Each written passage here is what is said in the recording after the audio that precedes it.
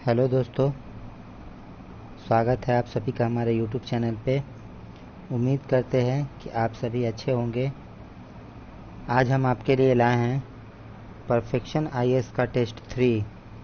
तो सबसे पहले आप हमारे चैनल को सब्सक्राइब कर लें, वीडियोस को लाइक करें और बेल आइकन को क्लिक करें ताकि आगे के सभी प्रैक्टिस सेट आप तक आसानी से पहुंच सके। तो चलिए शुरू करते हैं। आज का पहला प्रश्न, निम्नलिखित में से किसने भारत में काजू, अनानास और तंबाकू प्रचलित किया था? तो इसका राइट आंसर है ऑप्शन डी, पुर्तगालियों ने। पुर्तगालियों ने ही भारत में काजूगिरी, तंबाकू, शरीफा, अमरूद, अनानास और पपीता आदि को प्रचलित किया था भारत में। अगला प्रश्न है, ईस्ट इंडिया कंपनी के निम्नलिखित में से किस अंग्रेज गवर्नर को औरंगजेब ने निष्कासित कर दिया था? तो इसका राइट आंसर है option B, sir John Child Mughal बादशाह औरंगजेब के साथ युद्ध में उलझ गया था। मुगल सैनिकों ने सूरत पर कब्जा कर चाइल्ड को शांति की याचना करने के लिए मजबूर कर दिया था। शांति की एक शर्त चाइल्ड को भारत छोड़ना जरूरी था, लेकिन मामले के अनुसार लंबित रहते ही उसकी मृत्यु हो गई थी। अगला प्रश्न है, किसके शासनकाल के दौरान सर थॉमस रो ने व्यावसायिक विशेषाधिकार प्राप्त करने के लिए मुगल दरबार में नियमित रूप से उपस्थिति दर्ज कराई थी? इसका राइट आंसर है ऑप्शन बी, जहांगीर ने। हालांकि शुरू में जहांगीर ने हिचकिचाहट दिखाई, लेकिन बाद में उसने अंग्रेजों को सूरत में फैक्ट्री स्थापित करने की अनुमति दे दी थी। जहांगीर अपने सख्त न्याय प्रशासन के लिए जाना जाता था। अगला प्रश्न है, निम्नलिखित को सुमेलित करना है। तो मौलवी अहमदुल्ला जो कि फैजाबाद से ताल्लुकात रखते थे। रानी लक्ष्मीबाई, ये जो है वो झांसी से संबंधित है। अगला है शाह अमल बागपत से संबंधित है। और जनरल बख्त खां, ये दिल्ली से संबंधित है। तो इसका राइट आंसर है ऑप्शन ए। अगला प्रश्न है, दक्षिण भारतीय शासक जिसने अपने राज्य में कृषि उद्योग के रूप में रेशम उत्पादन प्रचलित किया, वह कौन है?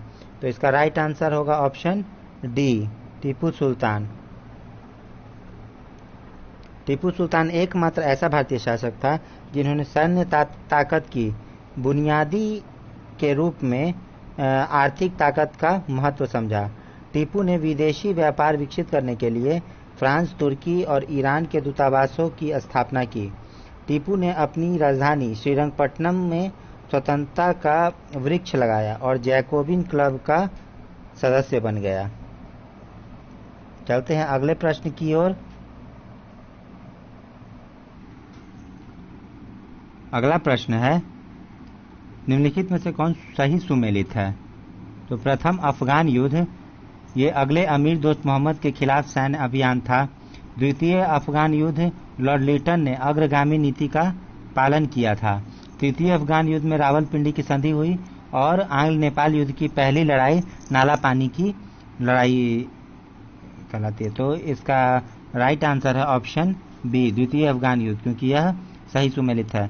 अगला प्रश्न है, निम्नलिखित में से किस गवर्नर जनरल ने टीपू सुल्तान के खिलाफ त्रिपक्षीय गठबंधन बनाया था? तो इसका राइट आंसर है option B, Cornwallis. Lord Cornwallis ने टीपू सुल्तान के खिलाफ त्रिपक्षीय गठबंधन बनाया। अंग्रेजों, निजाम और मराठों ने मैसूर के खिलाफ त्रिपक्षीय संधि की। मैसूर के खिलाफ युद्ध 3 अभियानों में चलाया गया था। अगला प्रश्न है, निम्नलिखित में से किस राज्य के शासक को अंग्रेजों ने कुशासन का बहाना बनाकर सत्ता से बेदखल कर दिया था? तो इसका राइट आंसर है ऑप्शन ए, अवध। अवध के शासकों को अंग्रेजों ने कुशासन के बहाने सत्ता से हटा दिया था और यह कार्य लॉर्ड डलहौजी के द्वारा किया गया था। डलहौजी के शासनकाल के दौरान व्यापकता का सिद्धांत प्रचलित किया गया था और सतारा का विलय कर लिया गया था। और डलहौजी जो है, इसी के शासनकाल में विधवा पुनर्विवाह अधिनियम भी पारित किया गया था। अगला प्रश्न है, वर्ष 1765 में दीवानी मिलने के बाद अंग्रेज सबसे पहले निम्नलिखित में से किस पर्वतीय जनजाति के संपर्क में आए? तो इसका राइट आंसर है ऑप्शन ए, गारो। 18वीं शताब्दी के उत्तरार्ध में ब्रिटिश ईस्ट इंडिया कंपनी ने मुगल बादशाह से बंगाल की दीवानी प्राप्त करने के बाद गारो से संपर्क स्थापित करना शुरू किया। अंग्रेजों ने गारो की पहाड़ी की सीमा से लगे सभी अर्ध स्वतंत्र रियासतों को जीत लिया, रियासतों के आंतरिक प्रशासन में हस्तक्षेप नहीं किया, गारों और जमींदारों के बीच शत्रुता बढ़ती गई और अंग्रेजों को आखिरकार हस्तक्षेप करना पड़ा। अगला प्रश्न है, मेरा अपना विश्वास है कि कांग्रेस लड़खड़ा रही है और मेरी एक महान महत्वाकांक्षा इसकी शांतिपूर्ण मृत्यु में सहायता करना है, यह किसने कहा है? तो यह कहा है लॉर्ड कर्जन ने। उन्होंने ऐसा कहा था। चलिए आते हैं अगले प्रश्न पे। किसने रंजीत सिंह के साथ शाश्वत मित्रता की संधि पर हस्ताक्षर किया था? तो इसका राइट आंसर है option B, Charles T Metcalfe. सामरिक और कूटनीतिक कारणों से लॉर्ड मिंटो ने सतलुज से परे सिखों का बढ़ना रोकने के लिए मेटकॉफ के माध्यम से 1809 में रंजीत सिंह के साथ अमृतसर में एक संधि की। इस संधि द्वारा सतलुज को ब्रिटिश ईस्ट इंडिया कंपनी और रंजीत सिंह के बीच सीमा तय किया गया और वे मित्र बन गए।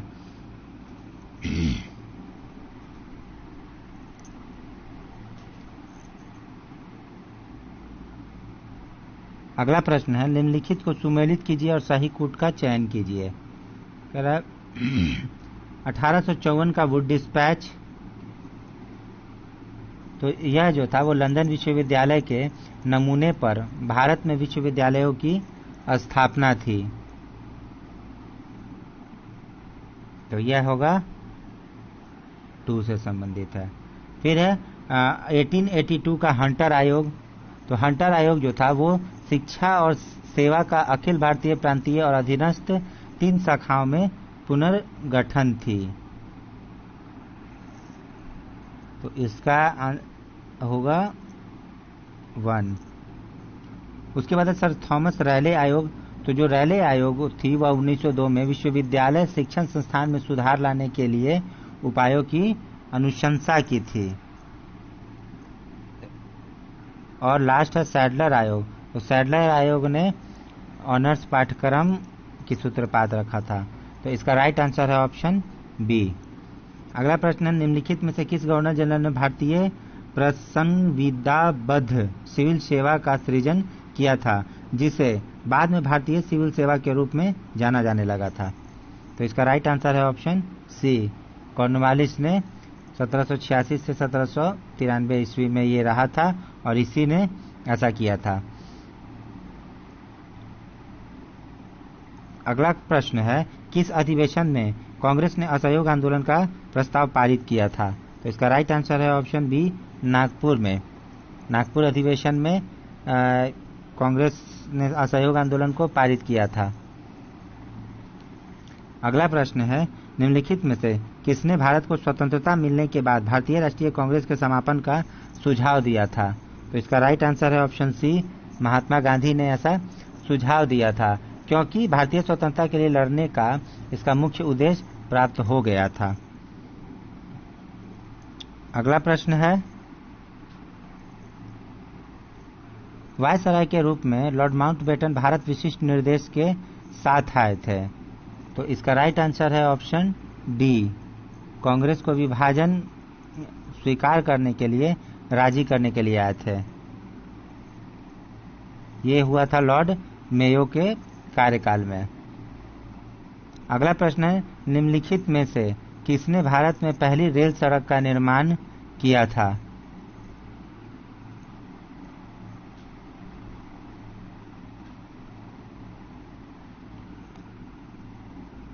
माफी चाहता हूं, 16 नंबर का राइट आंसर है ऑप्शन बी, यदि संभव हो तो भारत को एकजुट रखने के लिए।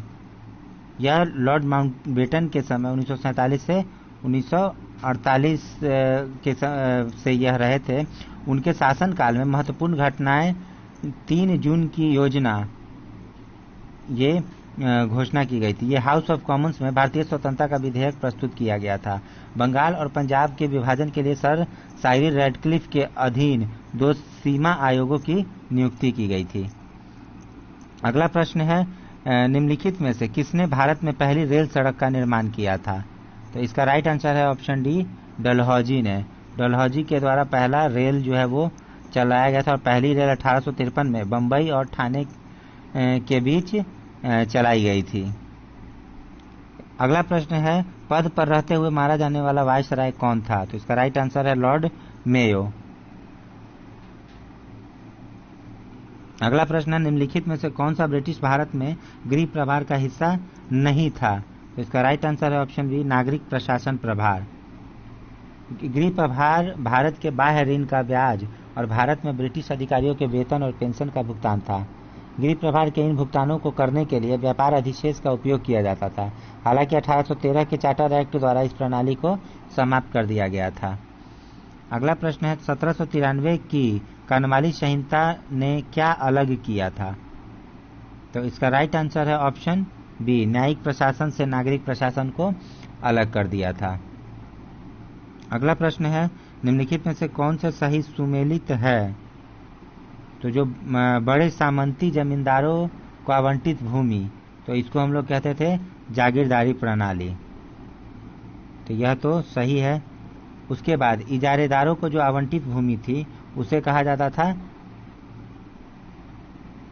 जमींदारी, तो ये रैयतवाड़ी है, तो यह गलत है। फिर है, प्रत्येक किसानों को सिकमी देने या गिरवी रखने, उपहार आदि करने के लिए जो भूमि आवंटित की गई थी उसे कहा जाता था रैयतवाड़ी, तो यह महालवाड़ी है, अभी गलत है। और ग्राम स्तर पर किया गया राजस्व, इसको कहा जाता था महालवाड़ी, तो यह जमींदारी व्यवस्था। तो इसका राइट आंसर है ऑप्शन ए। अगले प्रश्न की ओर बढ़ते हैं। अगला प्रश्न है, पट्टा लिखित समझौता क्या होता था? तो जो पट्टा किसानों और जमींदारों के बीच एक लिखित समझौता था जो लगान की राशि का प्रावधान करता था। तो इसका राइट आंसर है ऑप्शन ए। अगला प्रश्न, भारत में शिक्षित मध्यम वर्ग ने क्या किया था? तो इसका राइट आंसर है ऑप्शन सी, 1857 के विद्रोह में जो शिक्षित मध्यम वर्ग थे वो न्यूट्रल रहे थे। अगला प्रश्न है, निम्नलिखित में से कौन सा आयोग 1857 के विद्रोह के दमन के बाद सेना के पुनर्गठन से संबंधित था? तो इसका राइट आंसर है ऑप्शन बी, पील आयोग। पील आयोग जो है वो आयोग ब्रिटिश और भारतीय सेनाओं के उच्च अधिकारी शामिल थे पील आयोग में, और इसकी अध्यक्षता युद्ध सचिव और मेजर जनरल पील द्वारा की गई थी। और इसने बहुत सारे सुझाव दिए थे, जैसे भारतीय सेना और यूरोपीय के अनुपात में वृद्धि किया जाए, जातिगत आधार पर रेजिमेंट को बनाया जाए, बांटो और राज करो की नीति, ऐसा कुछ इन्होंने ये सुझाव दिया था। अगला प्रश्न है, अहरार आंदोलन 1910 में जो हुआ था, इसके बारे में निम्नलिखित में से कौन से कथन सत्य है? तो राष्ट्रीय आंदोलन में मुसलमानों की सक्रिय भागीदारी के लिए मौलाना मोहम्मद अली, हकीम अजमल खान, हसन हमाम, मजहर उल हक और मौलाना जफर अली के नेतृत्व में 1910 में अहरार आंदोलन की स्थापना की गई थी। ये युवा मुसलमान पुराने अलीगढ़ स्कूल के दृष्टिकोण और नीतियों से असंतुष्ट थे और भारत के लिए स्वशासन प्राप्त करने के लिए राष्ट्रीय आंदोलन में शामिल होना चाहते थे। अतः इस हिसाब से जो ए, बी और सी, यह 3 कथन सही है। तो इसका राइट आंसर होगा ऑप्शन ई। अगला प्रश्न है, राम मोहन राय को राजा की उपाधि किसने दी थी? तो इन्हें राजा की उपाधि राजा राम मोहन राय को अकबर द्वितीय द्वारा दी गई थी। अगला प्रश्न है, किसने बॉम्बे मिल्स हैंड एसोसिएशन का सूत्रपात किया था? तो इसका राइट आंसर है ऑप्शन ए, NM लोखंडे के द्वारा यह किया गया था। अगला प्रश्न है, 1926 में पंजीकृत मान्यता प्राप्त Bombay textile mills labour union का नेतृत्व किसने किया था? तो इसका राइट आंसर है ऑप्शन ए, NM जोशी के द्वारा जो है इसका नेतृत्व किया गया था। अगला प्रश्न है, निम्नलिखित को सुमेलित कीजिए और सही कूट का चयन कीजिए। तो अखिल भारतीय मजदूर संघ या महासंघ जो है वो NM जोशी के द्वारा बनाया गया था। इसके बाद चेन्नई लेबर यूनियन जो है वो BP वाडिया के द्वारा बनाया गया था। अहमदा टेक्सटाइल लेबर एसोसिएशन, इसकी अध्यक्षता या जो है वो महात्मा गांधी के द्वारा की गई थी। और लास्ट है Indian national trade union Congress, तो यह लाला लाजपत राय के द्वारा। तो इसका राइट आंसर है ऑप्शन सी। अगला प्रश्न है, निम्नलिखित में से कौन से सही सुमेलित नहीं है? तो मोपला विद्रोह केरल में हुआ था, यह सही है। पाबना विद्रोह यह बंगाल में हुआ था, यह भी सही है। एक्का आंदोलन यह जो है अवध में हुआ था, सही है। बिरसा मुंडा विद्रोह तत्कालीन बिहार में हुआ था, इसका राइट आंसर होगा ऑप्शन ई। अगला प्रश्न, निम्नलिखित घटनाओं पर विचार कीजिए। नील विद्रोह, संथाल विद्रोह, दक्कन गंगा और ये इन घटनाओं को सही कालानुक्रमिक क्रम में सजाना है। तो आपको बता दें कि सबसे पहले नील विद्रोह शुरू हुआ था। नील विद्रोह जो है, माफ कीजिएगा, नील विद्रोह 1859 में शुरू हुआ था, और वहीं संथाल विद्रोह 1855 में। दक्कन जो दंगा था वो 1875 में हुआ था, और ब्रिटिश ईस्ट इंडिया कंपनी 1857 में हुआ था। 1857 में जो है यह सिपाही विद्रोह हुआ था। तो इसका अगर सही सीक्वेंस की बात की जाए तो यह होगा पहले 2 संथाल विद्रोह, फिर सिपाही विद्रोह, उसके बाद नील विद्रोह, तब लास्ट में ये। तो इसका राइट आंसर है ऑप्शन डी।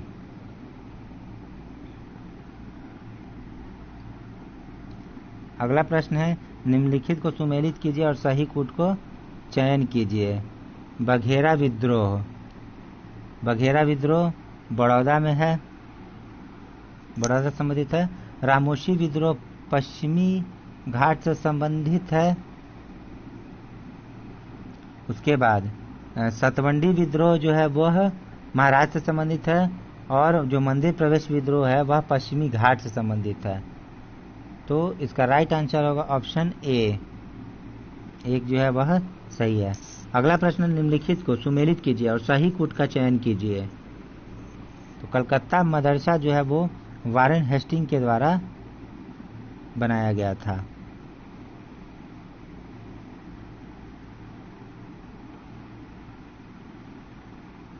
उसके बाद एंग्लो हिंदू कॉलेज है, यह राजा राम मोहन राय के द्वारा। बेथुन स्कूल जॉन एलियट बेथुन के द्वारा किया गया था। उसके बाद बनारस में सेंट्रल हिंदू कॉलेज मदन मोहन मालवीय के द्वारा किया गया था। तो ये इसमें से जो गलत है वह है ऑप्शन सी।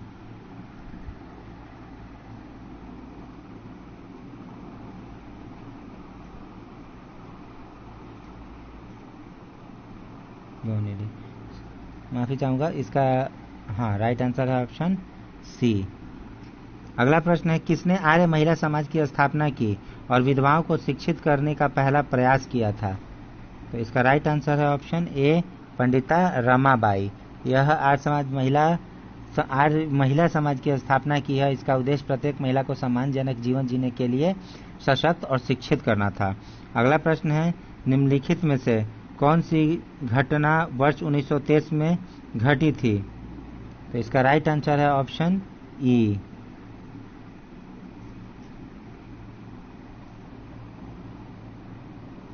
क्योंकि अहमदाबाद मिल हड़ताल जो है वह 1918 में हुई थी। कांग्रेस के झंडे के प्रतिबंध के खिलाफ 1923 के मध्य नागपुर फ्लैग मार्च हुआ था। बुरसात सत्याग्रह 1922-23 में हुआ था। सितंबर 1923 में सरकार ने बुरसात तालुका के निवासियों पर वहां तैनात विशेष डकैती रोधी पुलिस से अपने खर्च के 2.5 लाख रुपए की लेवी की घोषणा की थी।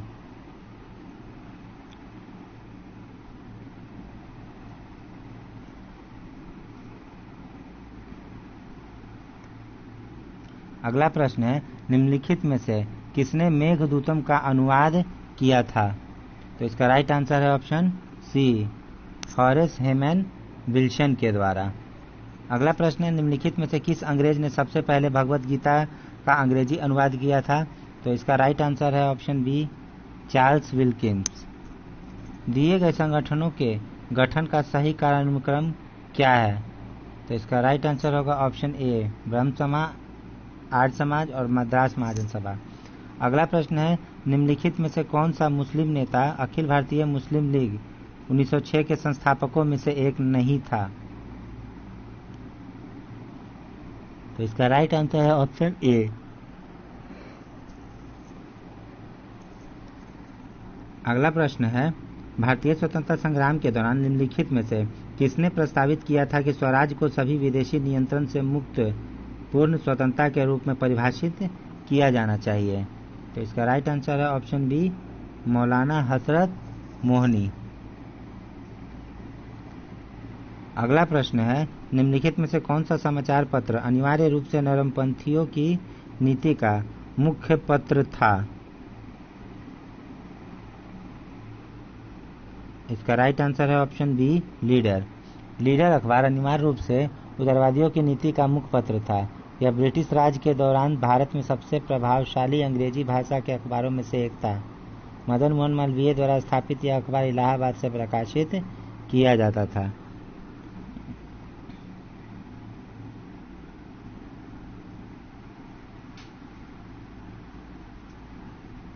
अगला प्रश्न है, 1880 के कांग्रेस अधिवेशन को संबोधित करने वाली कलकत्ता विश्वविद्यालय की पहली महिला स्नातक कौन थी?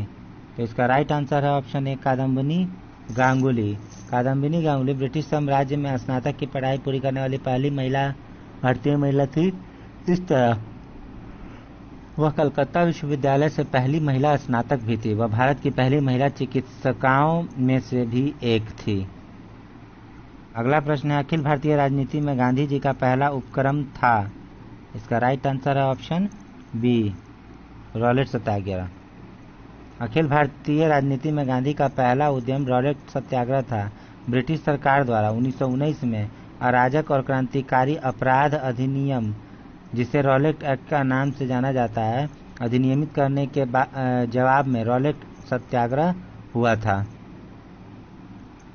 अगला प्रश्न है, पूना समझौता का परिणाम यह हुआ कि सामान्य निर्वाचक मंडल की सीटों में से दलित वर्गों के लिए आरक्षित सीटों की संख्या को बढ़ा दिया गया।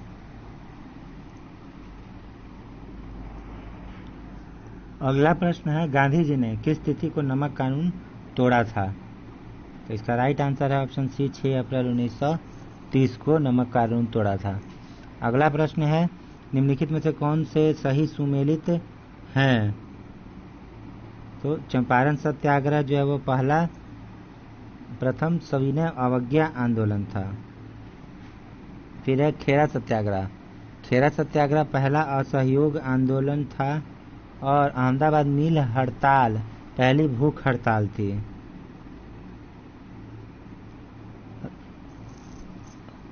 रॉलेट एक्ट के खेरा सत्याग्रह पहली सामूहिक हड़ताल। तो इसका राइट आंसर है ऑप्शन ई।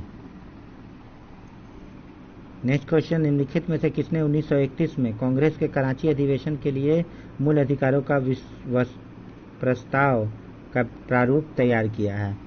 तो इसका राइट आंसर है ऑप्शन बी, पंडित जवाहरलाल नेहरू ने।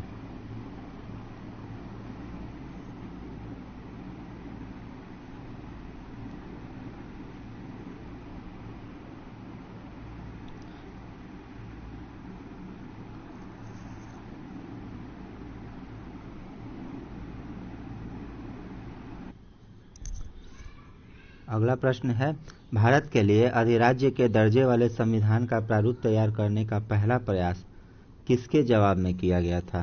तो इसका राइट आंसर है ऑप्शन सी,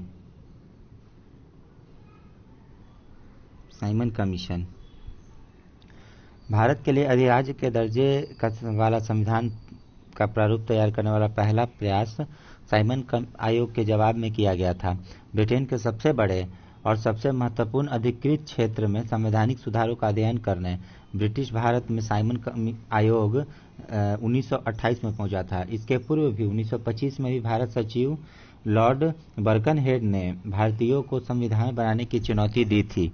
यह आयोग सर जॉन साइमन की अध्यक्षता में 7 सांसदों का समूह था।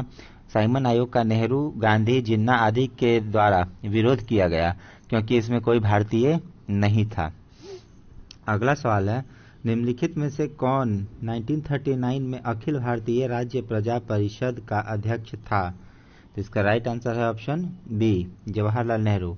जवाहरलाल नेहरू जो थे वो 1939 में इसके अध्यक्ष बने थे। अखिल भारतीय देशी राज्य प्रजा परिषद ब्रिटिश राज्य की रियासतों में राजनीतिक आंदोलन का समूह था जिसे विभिन्न रूप से प्रजामंडल या लोक परिषद कहा जाता था। अगला प्रश्न है, निम्नलिखित में से कौन सा सही सुमेलित है? तो इसमें अगर हम देखो तो जो राजकुमार शुक्ल थे वो चंपारण सत्याग्रह से संबंधित रखते थे, तो यह गलत है। अंबालाल साराभाई यह अहमदाबाद नील हड़ताल से संबंधित रखते थे, यह सही है। उसके बाद है इंदुलाल याग्निक, यह खेड़ा सत्याग्रह से संबंधित रखते थे, यह भी गलत है। और वल्लभ भाई पटेल, तो इन्होंने बारदोली आंदोलन का नेतृत्व किया था, तो ये भी गलत है। तो इसका सिर्फ एक सही सुमेलित है, तो इसका राइट आंसर है ऑप्शन बी। अगला प्रश्न है, महात्मा गांधी से जुड़ा अहिंसा और सविनय अवज्ञा का सिद्धांत किसकी रचनाओं से प्रभावित था? तो यह जो था वो रस्किन और टॉल्स्टॉय के द्वारा प्रभावित है। इसका राइट आंसर है ऑप्शन बी, रस्किन, टॉल्स्टॉय और थोरो।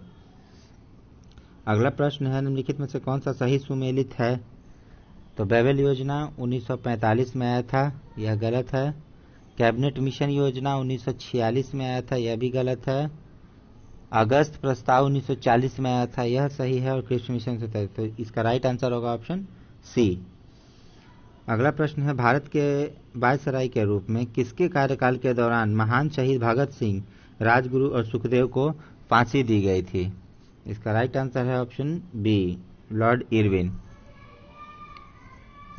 लॉर्ड इरविन के शासनकाल के दौरान कुछ महत्वपूर्ण घटनाएं अगर देखें तो साइमन कमीशन का भारत दौरा हुआ था, फिर सैंडर्स की हत्या हुई थी और गांधी द्वारा सविनय अवज्ञा आंदोलन शुरू करने के लिए दांडी मार्च किया गया था।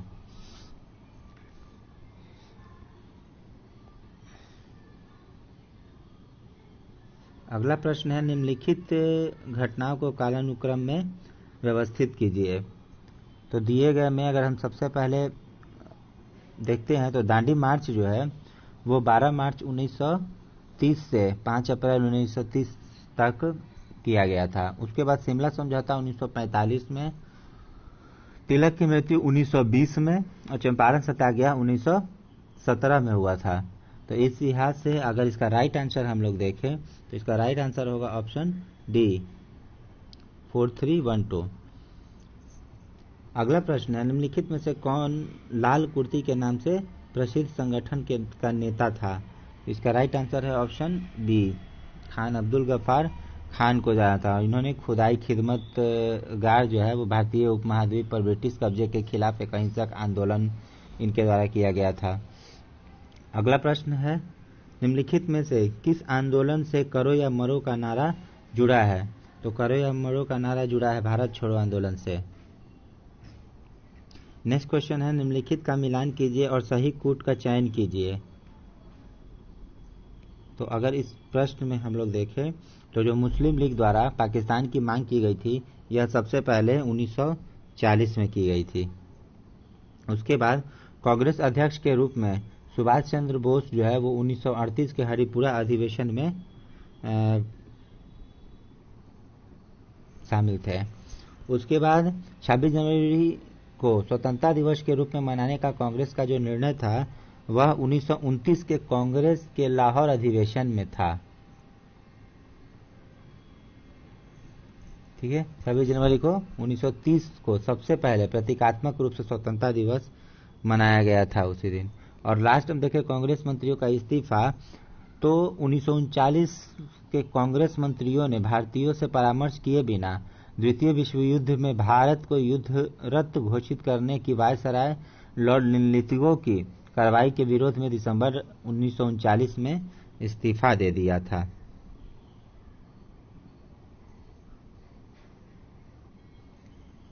तो इसका राइट आंसर होगा ऑप्शन बी, 4321।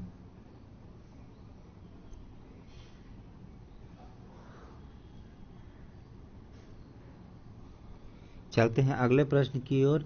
निम्नलिखित का मिलान कीजिए और सही कूट का चयन कीजिए। तो अगर इसमें हम देखें तो ब्रिटिश ईस्ट इंडिया जो है वो 1839 में विलियम एडम के द्वारा गठन किया गया था। William Eden. एक है 2। उसके बाद ईस्ट इंडिया एसोसिएशन 1866 ईस्वी में यह दादा भाई नौरोजी के द्वारा स्थापित किया गया था। बी का 3। तो अगर इस हिसाब से देखा जाए तो 2 और 3, तो इसका राइट आंसर होगा ऑप्शन ए। और इंडियन सोसाइटी, इसकी स्थापना A.M. बोस ने किया था और इंडियन लीग का शिशिर कुमार घोष ने। अगला प्रश्न है, आधुनिक भारतीय इतिहास के संदर्भ में आजमगढ़ उद्घोषणा निम्नलिखित में से किस घटना से संबंधित है? तो इसका राइट आंसर है ऑप्शन सी, 1857 के विद्रोह से यह संबंधित है। इसमें 5 खंड थे, जिसमें प्रत्येक जमींदारों, व्यापारियों, सिविल सेवकों, कारीगरों, पंडितों और अन्य विद्वानों व्यक्तियों के लिए था। अगला प्रश्न है, 3 खंडों की विशालकाय रचना a history of British India प्रकाशित की गई थी। तो यह प्रकाशित की गई थी जेम्स मिल के द्वारा। नेक्स्ट क्वेश्चन है, आधुनिक भारत इतिहास के संदर्भ में सूर्यास्त का नियम निम्नलिखित में से किससे संबंधित है? तो सूर्यास्त का नियम संबंधित है अस्थायी बंदोबस्त की मांग से। यह क्या है? स्थायी बंदोबस्त में निश्चित राजस्व मांग जमींदारों को सुरक्षा की भावना और अपने निवेश पर प्रतिफल का आश्वासन देती थी। उन्हें अपनी संपदा में सुधार करने के लिए प्रोत्साहित करती थी। शुरुआती मांग बहुत ज्यादा थी, राजस्व फसल से निरपेक्ष अचर था और समय पर पाबंद भुगतान किया जाना होता था। वास्तव में सूर्यास्त कानून के अनुसार यदि निर्धारित तिथि के सूर्यास्त तक भुगतान नहीं आता था तो जमींदारी को नीलामी पर चढ़ा दिया जाता था। अगला प्रश्न है, 1600 में ईस्ट इंडिया कंपनी ने इंग्लैंड की शासिका महारानी एलिजाबेथ प्रथम से एक चार्टर प्राप्त किया था। इस चार्टर का निहितार्थ क्या था?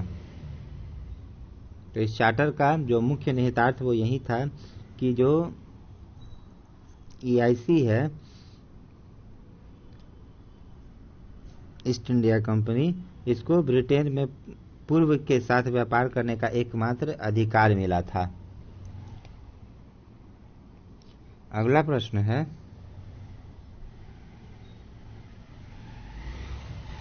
A.O. ह्यूम के संबंध में निम्नलिखित में से कौन से कथन सत्य है? तो 1885 से 1906 तक INC के महासचिव के रूप में कार्य किया, भारतीय राष्ट्रीय कांग्रेस की स्थापना की।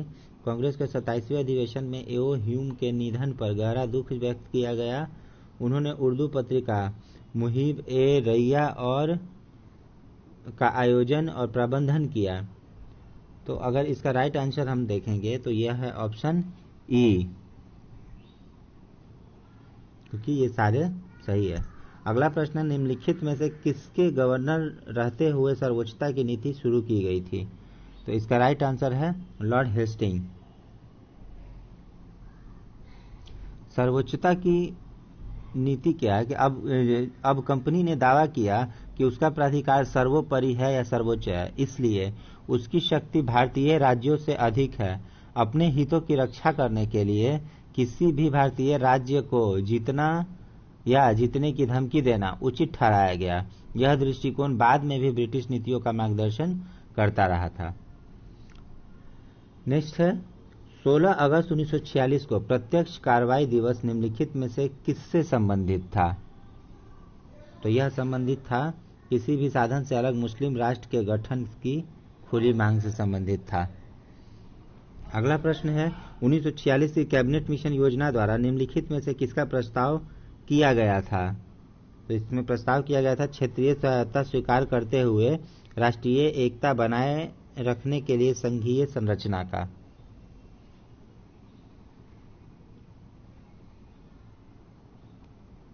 अगला प्रश्न है, स्वदेशी आंदोलन के दौरान स्थापित स्वदेश बांधत्व समिति के संबंध में निम्नलिखित में से कौन से कथन असत्य है? तो इसमें से जो सत्य कथन है वह है कि यह मुख्य रूप से क्षेत्र के मुस्लिम किसानों के बीच जन समर्थन पैदा करने में सफल रही।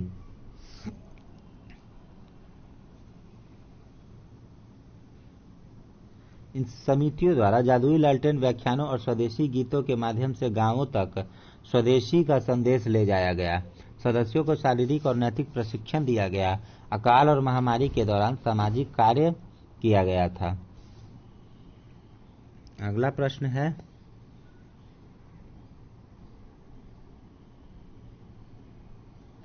1929 में लॉर्ड इरविन द्वारा जारी दीपावली घोषणा के संदर्भ में निम्नलिखित में से कौन सा कथन सही है? इसका राइट आंसर होगा ऑप्शन ए। यह एक घोषणा थी जो नियत समय में भारत को प्रभुत्व का दर्जा प्रदान करेगी। अगला प्रश्न है, भारत छोड़ो आंदोलन के संबंध में निम्नलिखित में से कौन से कथन सत्य है? तो इसका राइट आंसर है ऑप्शन बी। बलिया और तामलुक में समानांतर सरकारें स्थापित की गई थी।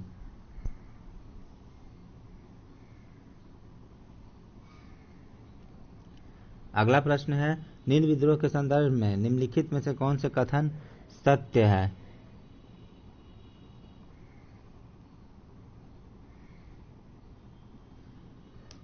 तो इसका नेतृत्व दिगंबर और विष्णु विश्वास ने किया था, यह सत्य है। यह नील किसानों पर उच्च कराधान का परिणाम था। तो यह विद्रोह यूरोपीय बागान मालिकों द्वारा आरोपित शर्तों के खिलाफ था, यह गलत है। क्योंकि स्थिति की पड़ताल करने के लिए नील आयोग का गठन किया गया था, जबकि 1860 में स्थिति का पड़ताल करने के लिए नील आयोग का गठन किया गया था। यह बिहार में हुआ था, तो यह विद्रोह जो है वो बंगाल में हुआ था। तो इसका राइट आंसर होगा ऑप्शन ई, क्योंकि ऑप्शन सी और ए यह दो सही है, तो एक से अधिक। नेक्स्ट क्वेश्चन है, निम्नलिखित में से किस देश में सुभाष चंद्र बोस ने टाइगर लीजन का संगठन किया था? इसका राइट आंसर है ऑप्शन बी, जर्मनी। इन्होंने जर्मनी में टाइगर लीजन की स्थापना की थी। इंडियन लीजन या फ्री इंडियन लीजन द्वितीय विश्व युद्ध के दौरान जर्मनी में गठित सैन्य इकाई थी। इसे टाइगर लीजन के नाम से भी जाना जाता था, क्योंकि यह भारतीय स्वतंत्रता आंदोलन से संबंधित था। एकदम शुरुआत में यह जर्मन सेना के एक हिस्से के रूप में खड़ा किया गया था। अगला प्रश्न है, राजा राम मोहन राय की इन गतिविधियों को कालानुक्रम में सजाएं। तो जो सती विरोधी संघर्ष था वो 1818 में आया था। फिर आत्मीय सभा की स्थापना 1814 में, वेदांत कॉलेज की स्थापना 1825 में और ब्रह्म समाज की स्थापना 1828 में। तो इसका जो सही क्रम होगा वह होगा 3124, यानी right answer is option A.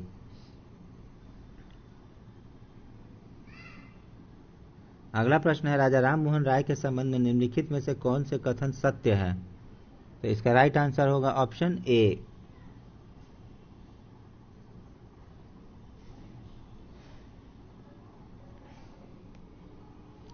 Next question, निम्नलिखित में से कौन से प्रार्थना समाज का सामाजिक एजेंडा नहीं था?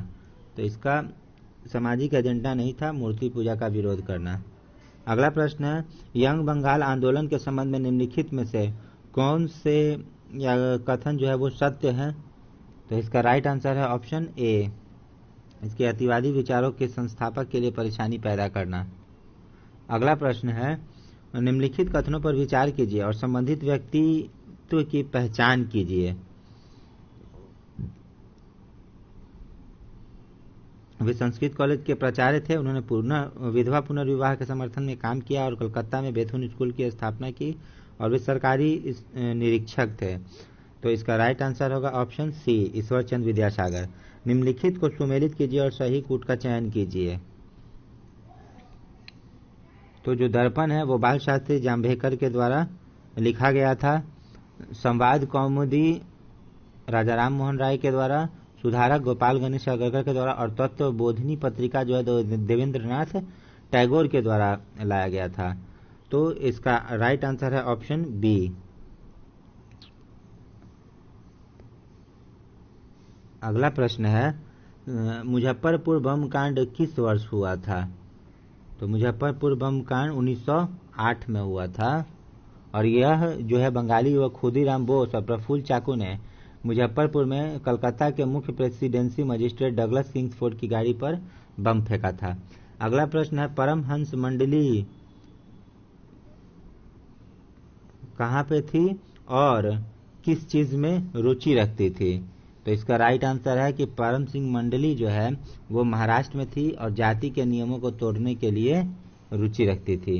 अगला प्रश्न है, पारंपरिक ढंग से शिक्षा प्रदान करने के लिए 1902 में कहां और किसके द्वारा कांगड़ी गुरुकुल की स्थापना की गई थी? तो इसका राइट आंसर है ऑप्शन ए, हरिद्वार में स्वामी श्रद्धानंद के द्वारा।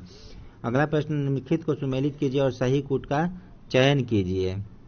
सेवा सदन जो है वो बहरामजी एम मालाबाड़ी के द्वारा लाया गया था। फिर धर्म सभा राधाकांत देव, देव समाज शिव नारायण अग्निहोत्री और राधा स्वामी आंदोलन शिव दयाल साहब। तो इसका राइट आंसर है ऑप्शन बी। नेक्स्ट क्वेश्चन, किस वर्ष पहली बार जन गण मन गाया गया था? तो इसका राइट आंसर है ऑप्शन बी, 1911 में। अगला प्रश्न है, सर्वेंट ऑफ इंडिया सोसाइटी के संबंध में निम्नलिखित में से कौन से कथन सत्य नहीं है? इसकी रवि रामास्वामी नायर के द्वारा आत्मसम्मान आंदोलन से पहले गोपाल कृष्ण गोखले ने स्थापना की थी। इसका उद्देश्य भारत की सेवा के लिए राष्ट्रीय मिशनरियों को प्रशिक्षित करना था।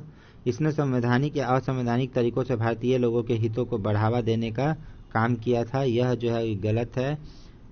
गोखले की मृत्यु के बाद श्रीनिवास शास्त्री के अध्यक्ष थे। तो इसका राइट आंसर होगा ऑप्शन सी।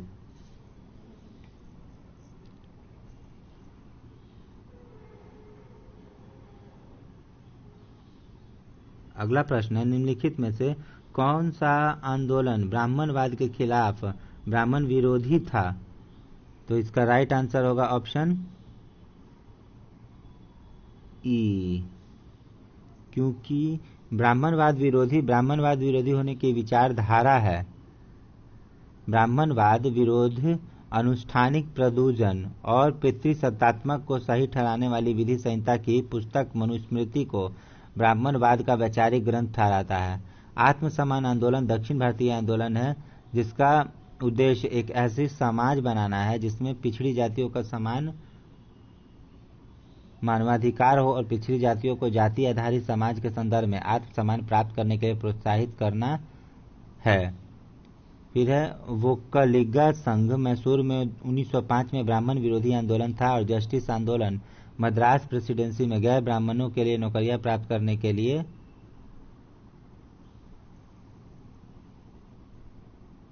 और विधायिका में प्रतिनिधित्व सुरक्षित करने के लिए सीएन मुदलियार और टीएन नायर, पी त्यागराज द्वारा शुरू किया गया था। नारायण गुरुदेव, उल्लेखनीय समाज सुधारक श्री नारायण गुरुदेव सार्वभौमिक मंदिर प्रवेश और अछूतों के प्रति सामाजिक भेदभाव जैसी सामाजिक बुराइयों के खिलाफ आंदोलन में सबसे आगे थे। इसलिए जो सारे विकल्प है वो सही हैं, इसलिए ऑप्शन ई आंसर। लंदन में किस तिथि को प्रथम गोलमेज सम्मेलन का उद्घाटन किया गया था? तो इसका राइट आंसर है ऑप्शन डी, 12 नवंबर 1930 को। नेक्स्ट क्वेश्चन, बाल विवाह के खिलाफ प्रतिज्ञा लेने के लिए किसके द्वारा प्रतिज्ञा आंदोलन शुरू किया गया था? तो इसका राइट आंसर है ऑप्शन बी, भारतीय सामाजिक सम्मेलन। और यह जो है एमजी राणा डे और रघुनाथ राव द्वारा स्थापित किया गया था। अगला प्रश्न है, टीटू मीर का आंदोलन कहाँ शुरू हुआ था? तो यह शुरू हुआ था बंगाल में। यह टीटू मीर का आंदोलन का उद्देश्य था कि किसानों पर स्थानीय जमींदारों और यूरोपीय नील बागान मालिकों के उत्पीड़न का प्रतिरोध करना था। अगला प्रश्न है, भारत छोड़ो आंदोलन का प्रस्ताव पारित किया गया था। तो यह प्रस्ताव पारित किया गया था ग्वालियर टैंक बंबई में 7 से 8 अगस्त 1942। नेक्स्ट, अकाली आंदोलन के चलते क्या हुआ था? तो अकाली आंदोलन के चलते भ्रष्ट उदासी महंतों के नियंत्रण से सिख गुरु द्वारा मुक्ति मिली। अहिंसक असहयोग आंदोलन का मार्ग प्रशस्त हुआ। 1925 में सिख गुरुद्वारा अधिनियम पारित किया गया, एक सांप्रदायिक आंदोलन था। इसका राइट आंसर है ऑप्शन ई। निम्नलिखित में से उनकी शुरुआत के कालानुक्रमिक क्रम में व्यवस्थित कीजिए और सही कूट का चयन कीजिए। तो अगर इस प्रश्न की बात की जाए तो फराजी आंदोलन 1819 में हुआ था। वहीं अहमदिया आंदोलन 1889 में हुआ था और अलीगढ़ आंदोलन 1875 में हुआ था और लास्ट देवबंद आंदोलन 1866 में हुआ था। तो इसका राइट आंसर है ऑप्शन सी 1432। नेक्स्ट क्वेश्चन की तरफ बढ़ते हैं। भारतीय परिषद अधिनियम 1909 द्वारा शुरू किए गए पृथक निर्वाचक मंडल के संदर्भ में निम्नलिखित में से कौन सा सही है? तो इसका राइट आंसर है ऑप्शन डी। मुसलमानों के लिए विशेष रूप से आरक्षित निर्वाचन क्षेत्रों में मुसलमान केवल मुस्लिम उम्मीदवारों को वोट दे सकते थे। अगला प्रश्न, निम्नलिखित में से कौन सा देवबंद स्कूल के संबंध में सत्य नहीं है? इसका राइट आंसर है ऑप्शन सी, यह हिंदुओं के खिलाफ जिहाद के पक्ष में था। यह सत्य नहीं है, बाकी सारी बातें सत्य है। अगला प्रश्न, कांग्रेस के अधिवेशन की अध्यक्षता करने वाला प्रथम अंग्रेज कौन था? तो इसका राइट आंसर है ऑप्शन ए, जॉर्ज यूले। इन्होंने 1888 में कांग्रेस के चौथे अधिवेशन में इन्होंने अध्यक्षता की थी। अगला प्रश्न, निम्नलिखित अधिनियमों को उनके अधिनियमन के क्रम में व्यवस्थित कीजिए और सही कूट का चयन कीजिए। तो अगर बात करें हम भारतीय दास्ता अधिनियम, तो यह 1843 में किया गया था। धार्मिक नियोग्यता अधिनियम यह 1850 में बनाया गया था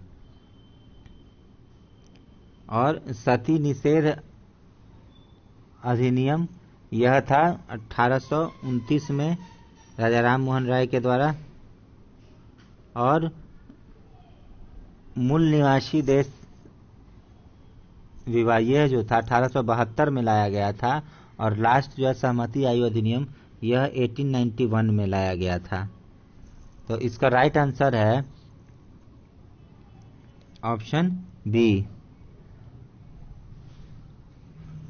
नेक्स्ट, कांग्रेस के किस अधिवेशन में स्वदेशी का प्रस्ताव स्वीकार किया गया था? तो इसका राइट आंसर है ऑप्शन बी, 1906 के कलकत्ता अधिवेशन में। अगला प्रश्न, एक इकाई के रूप में द्वितीय कर्नाटक युद्ध में कौन लड़ा था? इसका राइट आंसर है ऑप्शन बी, मुजफ्फर जंग, चंदा साहिब, फ्रांसीसी।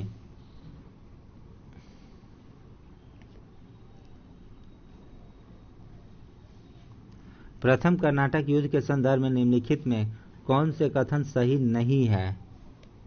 इसका राइट आंसर है ऑप्शन बी, संधि शर्तों के अनुसार फ्रांसीसियों को अफ्रीका में उनके क्षेत्र वापस मिल जाए, यह जो है वो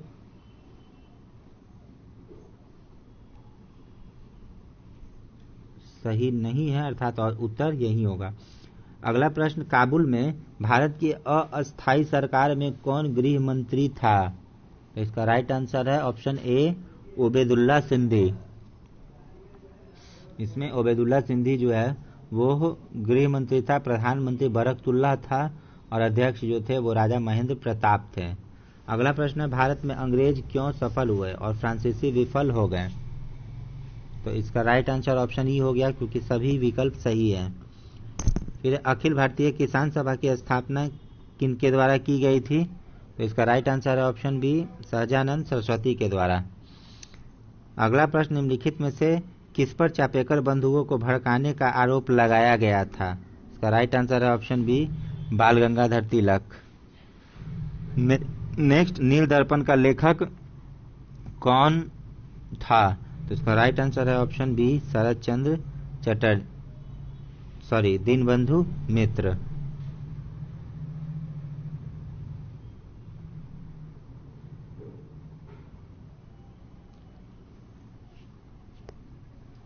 नेक्स्ट, श्रीरंगपट्टनम की संधि के संबंध में निम्नलिखित में से कौन से कथन सत्य हैं?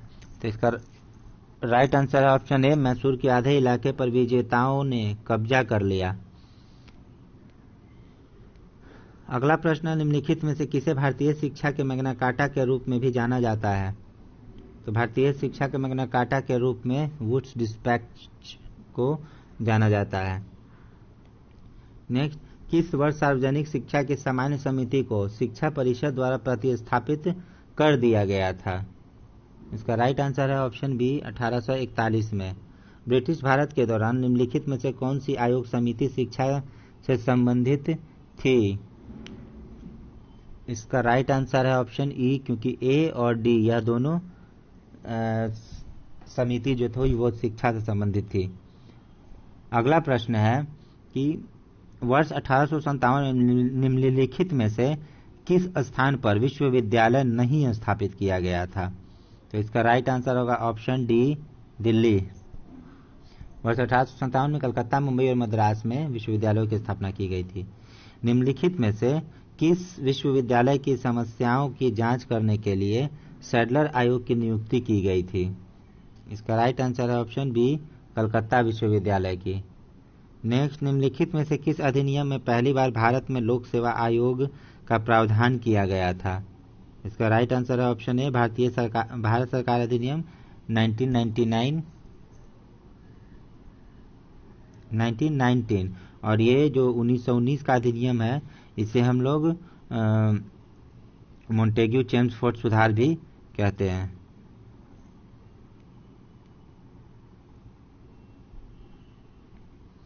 अगला प्रश्न है, भारत के निम्नलिखित में से किस वायसराय ने एचिसन समिति की नियुक्ति की थी? इसका राइट आंसर है ऑप्शन डी, लॉर्ड डफरिन ने। निम्नलिखित में से किस अधिनियम में 2 या 2 से अधिक प्रांतों के लिए संयुक्त लोक सेवा आयोग की स्थापना का प्रावधान किया गया था? तो यह किया गया था भारत सरकार अधिनियम 1935। निम्नलिखित में से कौन सा भारत का पहला पंजीकृत मजदूर संघ था? इसका राइट आंसर है मजदूर labour union, option C. M.N. Roy द्वारा भारतीय कम्युनिस्ट पार्टी की स्थापना की गई थी। तो इसकी स्थापना की गई थी ताशकंद में। अगला प्रश्न है, भारत छोड़ो आंदोलन का समर्थन किया गया था? ऑप्शन ई, इनमें से कोई नहीं। कांग्रेस सोशलिस्ट पार्टी की स्थापना किस वर्ष हुई थी? इसका राइट आंसर है ऑप्शन ए, 1934 में हुई थी। निम्नलिखित में से कौन कांग्रेस सोशलिस्ट पार्टी की स्थापना से जुड़ा था? इसका राइट आंसर है ऑप्शन ई,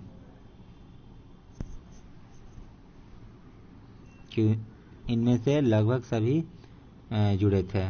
अगला प्रश्न है, फॉरवर्ड ब्लॉक का पहला अखिल भारतीय सम्मेलन निम्नलिखित में से किस स्थान पर आयोजित किया गया था? इसका राइट आंसर है ऑप्शन ए, नागपुर।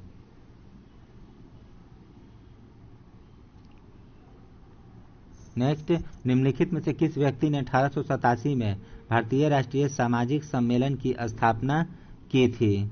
इसका राइट आंसर है ऑप्शन ई, क्योंकि अंतर्जातीय विवाह की वकालत करने के और कुलीनवाद और बहुवाद का विरोध करने के लिए 1887 में बंबई में M.G. रानाडे और रघुनाथ राव ने भारतीय राष्ट्रीय सामाजिक सम्मेलन की स्थापना की थी। अगला प्रश्न है, 1892 में मद्रास हिंदू एसोसिएशन का संस्थापक कौन था? इसका राइट आंसर है ऑप्शन बी। नेक्स्ट, निम्नलिखित में से कौन से नेता भारत धर्म महामंडल से जुड़े थे? इसका राइट आंसर है पंडित मदन मोहन मालवीय।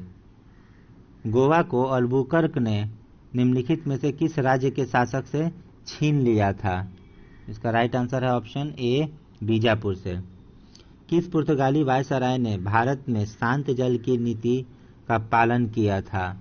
इसका राइट आंसर है option B, Francisco de Almeida. Next, निम्नलिखित में से किस पुर्तगाली राजकुमार को नेविगेटर उपनाम दिया गया था? तो यह है प्रिंस हेनरी। निम्नलिखित में से किसने 1924-25 के वाइकोम सत्याग्रह में प्रमुख भूमिका निभाई थी? तो वाइकोम सत्याग्रह जो था वह हिंदू समाज में छुआछूत के खिलाफ थी और इसमें प्रमुख भूमिका निभाने वाले थे के केलप्पन। नेक्स्ट, निम्नलिखित में से किस गवर्नर जनरल को भारतीय प्रेस का मुक्तिदाता कहा जाता है? तो इसका राइट आंसर है option B, sir Charles Metcalfe.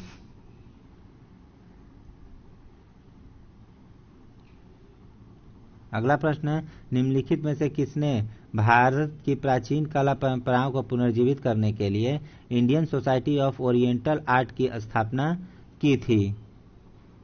तो इसका राइट आंसर है option A, Abanindranath Tagore. Next, निम्नलिखित में से कौन सी रविंद्रनाथ टैगोर की कृति नहीं है? तो इसका राइट आंसर है ऑप्शन डी, वंदे मातरम। निम्नलिखित में से किस संगठन ने द इंडियन सोशियोलॉजिस्ट नामक पत्रिका प्रकाशित की थी? इसका राइट आंसर है ऑप्शन ए, इंडिया हाउस। 6 जुलाई 1905 को बंगाल के विभाजन की घोषणा करने वाले पहले समाचार पत्र का नाम क्या था? पहला समाचार पत्र था संजीवनी। न्यू इंडिया और कॉमनवेल्थ समाचार पत्र किसके द्वारा शुरू किया गया था? इसका राइट आंसर है option C, Annie Besant. Bharat के साथ व्यापार करने के लिए संयुक्त स्टॉक कंपनी शुरू करने वाले पहले लोग कौन थे? तो पहले लोग थे वो डच। इन्हें कालानुक्रमिक में व्यवस्थित कीजिए और सही कूट का चयन कीजिए। तो मैंगलोर की संधि जो है वो 1784 में हुआ था। और इनमें अगर देखा जाए तो सबसे पहले पानीपत का तृतीय युद्ध 1761 में हुआ था, मराठा और अहमद शाह अब्दाली के बीच। फिर पेरिस की संधि 1763 में हुई थी, ये सप्तवर्षीय युद्ध के बाद इंग्लैंड और फ्रांस के बीच हुई थी। मद्रास की संधि 1769 में और मैंगलोर की संधि 1784 में हुआ था।